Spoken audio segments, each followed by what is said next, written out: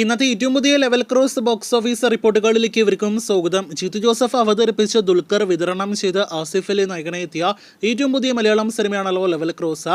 ഒരു psychological thriller വിഭാഗത്തിൽപ്പെടുന്ന സിനിമയ്ക്ക് average, above average, decent, positive തുടങ്ങിയ അഭിപ്രായങ്ങളെല്ലാം തന്നെ നേടിയെടുക്കാനായിട്ട് ആദ്യ ദിവസം കഴിഞ്ഞെങ്കിൽ പോലും സിനിമയ്ക്ക് ബോക്സ് ഓഫീസ് കളക്ഷന്റെ കാര്യത്തിൽ ഒരു തരത്തിലും മികച്ച വർധന നേടിയെടുക്കാനായിട്ട് കഴിഞ്ഞിട്ടില്ല.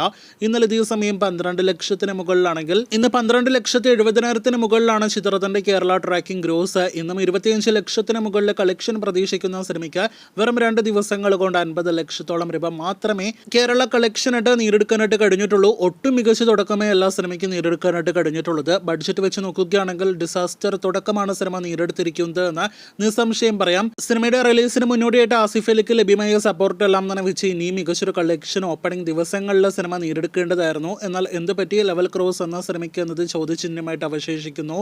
തലവൻ എന്ന സിനിമയുടെ വിജയത്തിന് ശേഷം തിയേറ്ററുകളിലേക്ക് എത്തിയ ലെവൽ ക്രോസ് ആസിഫ് അലിയുടെ മോശം അഭിപ്രായം നേടിയെടുത്ത സിനിമ ഒന്നും തന്നെയല്ല. എന്നിട്ടും എന്ത് സംഭവിക്കുന്നു സിനിമയ്ക്ക് ബോക്സ് ഓഫീസിൽ എന്നത് ചോദ്യചിഹ്നമായിട്ട് അവശേഷിക്കുന്നു.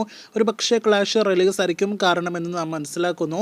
നാളെ ഞായറാഴ്ചത്തെ കൂടി സിനിമയുടെ കളക്ഷൻ ഏറെ നിർണായകമാണ്. കാത്തിരിക്കൂ ലെവൽ ക്രോസിന്റെ ഫൈനൽ വരെയുള്ള ബോക്സ് ഓഫീസ് റിപ്പോർട്ടുകൾ കേട്ട്.